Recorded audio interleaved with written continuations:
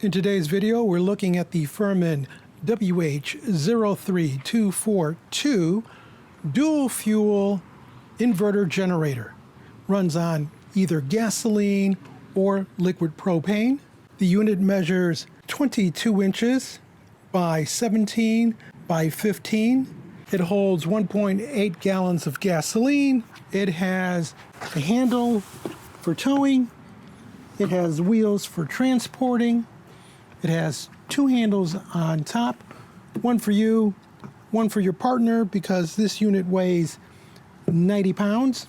And it also includes this owner's manual, which I know you're not going to read, which is why you should watch this video. I got this unit used, but whether you got it new or not, we're going to follow the same setup procedure. You're going to come to the service panel, which is opposite the controls, and there are 4 fasteners. You're going to remove those with a number 3 Phillips screwdriver. With the service panel off, the first thing we're going to do is just make sure that all our hoses seem to be attached to something and that nothing's come loose during transportation or shipment. If your unit is brand new, you will come across this. The plug here is for the electric start, and it needs to be mated, otherwise your unit will never start. With that set in place, next thing we're going to do is we're going to put oil into the unit. It comes with its own oil. SAE 10W30 is what comes with it. And all you do is turn this counterclockwise, and your dipstick comes out. You pour in your oil, and then to measure that level, you simply insert the dipstick. You don't thread it. You just put it in, pull back out, and then take your reading, making sure that it's at the full level.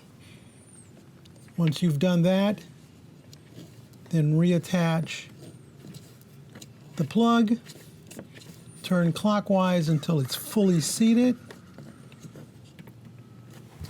If you ever need to change oil, and you will, there's a drain plug here. There's also an opening on the bottom. You lift the opening here, probably put the generator on some blocks so that you can stick a pan underneath it. Open the drain plug counterclockwise, let it pour out, close it up again, and then add your oil. And make sure to put the cover back in place. Here's a spark plug. If the unit is used like this one, you'd probably want to at least take a look at the spark plug and make sure that it's gapped properly. Otherwise, if it's brand new, you're good to go and you can put the service panel back in place. To gain access to the spark plug, you pull up on the boot, move that out of the way. That reveals your spark plug. Then you use the included spark plug wrench to take it out. It should be gapped between 0.020 to 0.024 inches, which is 0.5 to 0.6 millimeters. Once you've checked the gap and the plug looks fine, then you'll put it back in with the spark plug wrench and make sure to put the boot all the way until it's firmly seated at the bottom. Now we can put our service panel back on. On the left side from the service panel is the spark arrestor, which is part of the exhaust. That can be released with a number 2 Phillips screwdriver, and if you're careful, you won't drop the fasteners inside. Otherwise, you'll have to take off this entire plastic front. With both fasteners off, you get a plate that comes off, and then the actual arrestor. When the unit comes out, it looks like this. It's a screen. The screen should be mostly clean. If your screen is covered in black, ash, carbon, then it needs to be cleaned because that will cause your engine to poorly perform. Of course, for a new engine, this will be nice and clean. This one is used, so it's in pretty good condition. As long as it's where you can see through it, you're fine. So I'm just going to reinsert that and move on to our next step. Opposite of where the spark arrestor is the intake for air. And there are 1, 2, 3, 4, 5, 6 fasteners that you'll have to remove to take this off. And that'll be a Phillips number 2. With the panel off, we have access to the cooling fins, air intake box and filter. There's a latch for it here. And then below that is the battery compartment, which is latched down and has a protective covering over it. In a new situation, you probably wouldn't mess around with any of this, but being that it's used, I'm gonna release the catch here. Turns out that there are 2 latches, one at the bottom and one at the top. They lift up and back, and now this cover should come off. And it's kind of tight in here. Make sure that the up arrow on this portion stays that way. It doesn't end up being cockeyed. And inside, we have our filter. We see that it's in brand new condition. If it was very dirty, you'd use some soap and water, clean it out, squeeze it dry, then add some motor oil to it, clean motor oil, saturate it, squeeze that dry so it's impregnated with oil, and then just reinsert that filter back in place. We get our box, make sure the arrow is facing up, finagle it back in place, and make sure you catch the latch at the top and at the bottom. And then you're ready to put the cover back on. Now we turn our attention to the control side panel of the unit. And with your unit, you should have gotten this power adapter with this connector. And this is what you use to recharge the internal battery. Over on this side, there's a port. It is round. This is the only round connector that'll fit in there. You will plug that in. You will plug this into the wall. If you get a green light while it's plugged into the wall, that means the battery is fully charged. If you get a red light, that means this battery needs to be charged. It is a lead acid battery, so it'll hold the charge for maybe a month or so, and it'll drain down. So if you regularly use the generator, the running of the generator will charge the battery. If you're like me and you're just waiting for a power outage to happen before you use this, then your battery may be dead when that outage occurs. So, 2 ways of dealing with it. You can go with the pull cord to start, or you can put a trickle charge on the battery so that it's always remains in a state of readiness for you. Or you can plug this thing in every month or so and just bring it up to full charge. We've made sure that the unit has oil, air filter is clean, we've charged the battery. All we need to do is add fuel to do that. Counterclockwise on this. It has a chain on it so it can't get lost. You add fuel.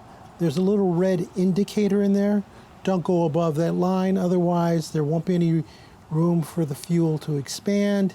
And there's a little screen in there that'll keep garbage from going into your carburetor. You put the cover back on. I always like going back so I don't cross thread. And then you'll hear a click. And that lets you know that it's closed off. Minimum octane is 87 and no more than 10% ethanol. Before we hit the starter, let's review some of the controls on the unit. We already know that this is for recharging the internal battery.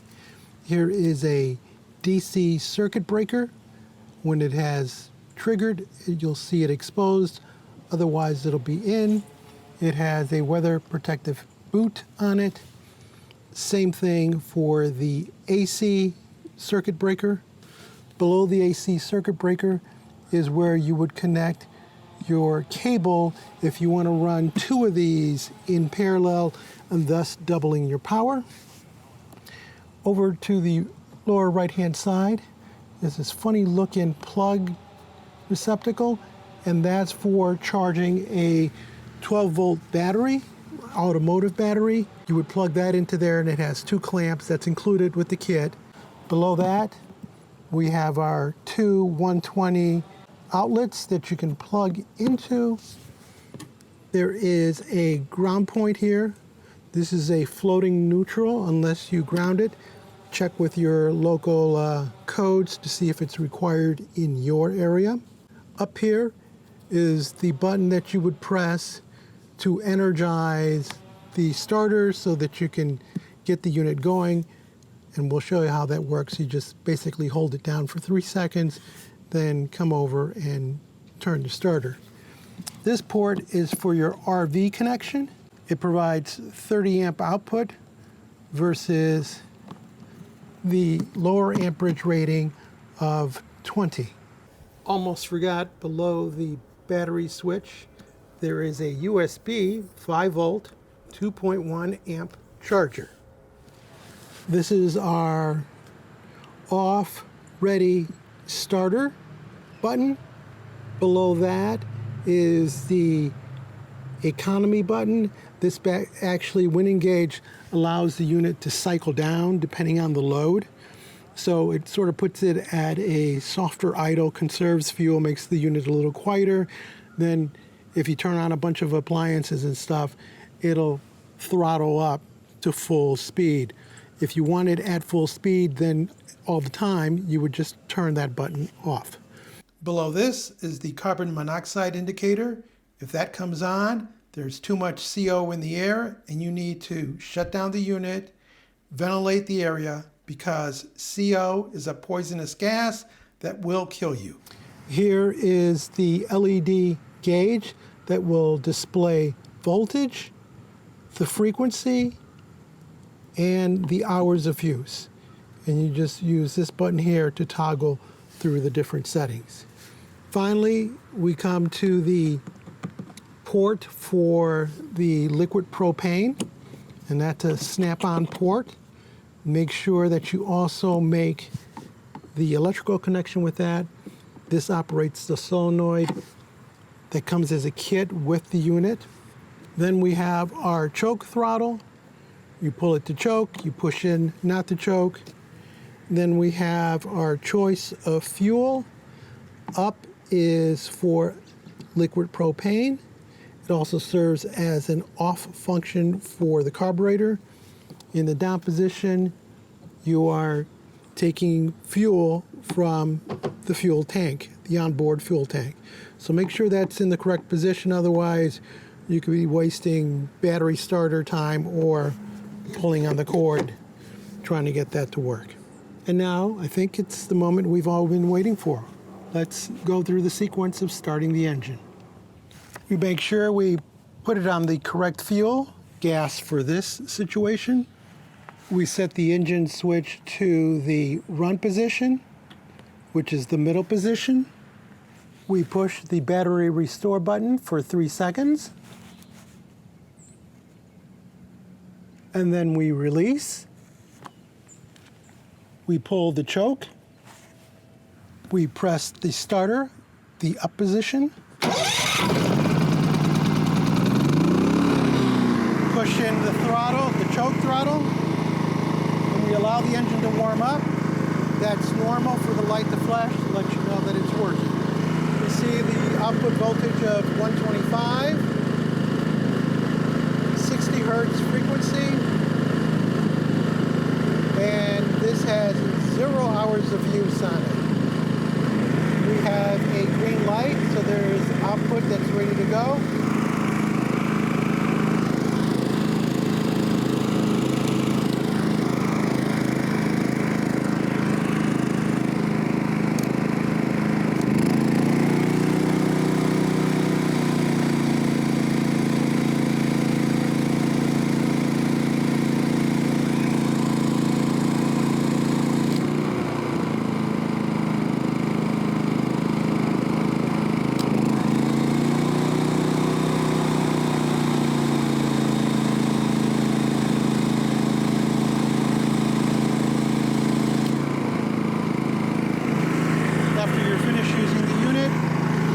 remove all loads, and then simply hit the off button.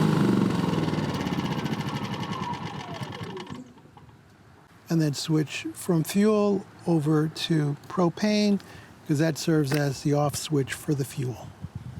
This generator has a floating neutral, normally on a receptacle. If you went from the hot side to ground, you'd complete the circuit. From neutral to ground, you'd get continuity. In this case, neither one of those things will happen when you go to the ground pin. The ground pin is separate from the hot and the neutral in that there is no ground connected here. You will get continuity from this ground pin to this pin here. So if you put this on an earth ground or ground it to your house, then you will have ground to this pin here. Otherwise, it's just floating internal to the box. Now that you have your generator running, there are a couple of things you need to know as far as maintenance. Limit runtime to 14 hours with 2 to 3 hour breaks in between. Replace the oil after the first 25 hours, thereafter every 100 hours. Use SAE 10W30 oil and check the level every 8 hours of use. Your gasoline should be 87 octane or higher, with ethanol being at 10% or less. Every month, you should run your generator for 30 minutes. Make sure to run with no load for 1 minute before shutting down the generator. Clean the spark arrestor every 100 hours. Check the valve adjustment every 250 hours. This unit isn't rated for natural gas, so using natural gas will void your warranty, and it will produce less power. Some quick safety tips. Always place the unit on a flat, level surface. Keep it at least 20 feet away from your home. Do not place it in a garage, an open porch, or anything that's semi-enclosed. Use 12-gauge extension cords. Make sure the unit has been off for 2 minutes before refueling. Never refuel while the unit is running. Don't run the unit while it's raining unless it's covered. And if you live above 3,000 feet, you should purchase the high altitude jet. If you found this video interesting or useful, give us a thumbs up, leave us a comment, join the subscription team. And as always, thank you ever so much for watching.